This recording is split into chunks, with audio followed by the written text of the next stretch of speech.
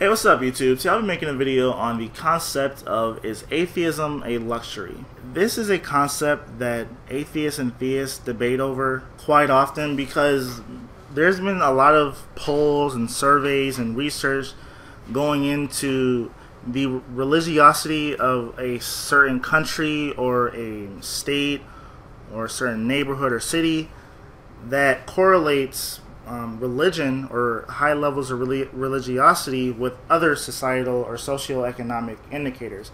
For instance, growing up in a very impoverished neighborhood might make you more likely to be religious versus growing up with parents and growing up in an area that provides you with the means to be successful in life and you don't really get to see or know poverty. Now, I'm not saying that all atheists are smart and well off, and I'm not saying that all theists are poor and dumb, because I met plenty of atheists and theists throughout my life that are either well off or poor or well educated or not so educated, that to just say that blanket statement would be stupid. But there are a lot of correlations between the standards of living and the poverty rates and the unemployment rates and the degree of religiosity of a certain community, state, or a country. But I do see religion being used as an opiate for the masses.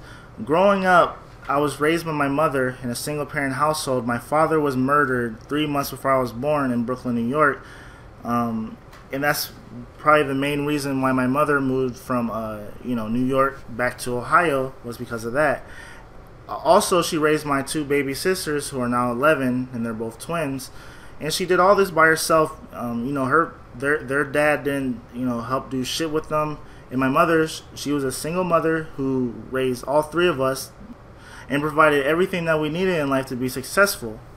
But I went to a high school in Akron, Ohio called North High School, where the school district that North High School encompasses, half of it is, the inner city, the hood, the ghetto, whatever you want to call it. And the other half, where I grew up, was sort of working class and middle class.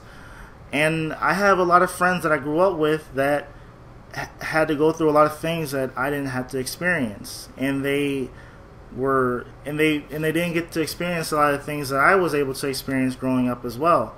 For instance, my mother, who has a master's degree, and my aunts and uncles who all went to college and got degrees, and I have a huge extended family, and most of my cousins have degrees, and my grandfather has a degree.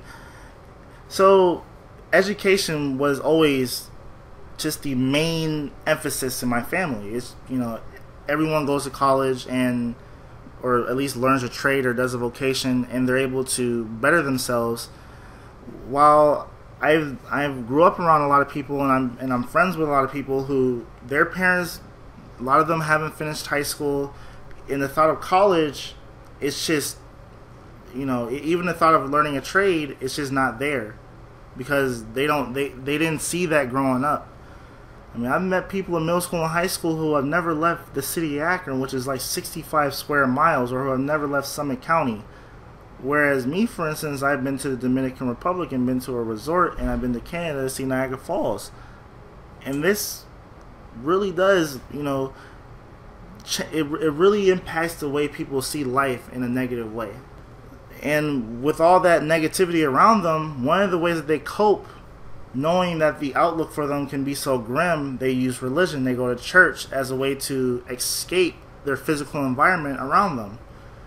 I mean, I can make videos all day long about why religion is irrational and why atheism, is all about critical thinking, and I can do that. I can tell you thousands of reasons why the Bible contradicts itself, and why the Quran contradicts itself, and why it's complete cuckoo for Cocoa Puffs to me.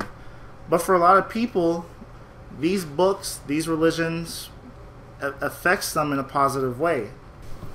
It gives them light when all they see is darkness.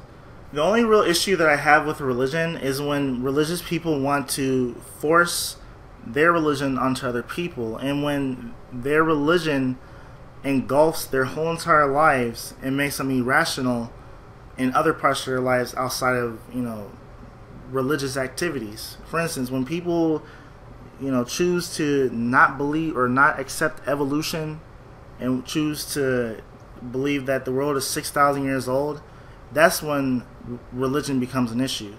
When people want to ban gay marriage because of their religious beliefs, that's when I have an issue. As long as you can keep that stuff to yourself or like-minded people and don't force it on the children, then I'm perfectly fine with that. As long as you can become, or as long as you're rational in every other part of your life, then I see no issue with religion. And to answer the question in this video, is atheism a luxury? I want to say that to a certain extent, for a lot of people in this world, it can be seen as somewhat of a luxury, because in a lot of countries where there's a lot of poverty, where a certain religion can be forced onto you, being an out atheist, being an atheist who is able to make YouTube videos, is a luxury compared to someone where saying that you're an atheist can get you sent to prison. And then I also have the capability of being able to obtain education where I'm able to critically, challenge a lot of the things that, the religions will tell us. I'm able to understand to a certain point how, chemistry, physics, calculus, all these other different scientific and mathematical fields, work. And I'm able to, say, oh, this is why this, that, and this in the Bible is not true, because, we've proven in this, physics study or physics research study on why this is how it works and not that's how it works. You understand? So I can sort of see that atheism to a certain point can be seen as a luxury for people who are educated and who are well off. In closing, despite me being anti-theist sometimes, every now and then, I see a lot of things wrong with religion. If someone is able to take their religion and better themselves, then in general I'm fine with it, as long as they don't try to influence no one else. If someone who's been a drug user for 15, 20, 30 years and decides to go to some church rehab program, and they clean themselves off, get off the pipe, get off the needle, and they're able to turn their lives around, even when they say it was because of God, and if it wasn't for Jesus, I would still be out here on the streets. Even in the back of my head, when I'm thinking, no, dude, it's because of you. You're the reason you changed your life around, and I feel like you're not giving yourself credit. But I'm perfectly fine with them having that sense of joy of them overcoming a struggle. And if they attribute it to a religion, then so be it. And that's all I gotta say. Thanks for watching. Subscribe, like, comment, and have a nice day.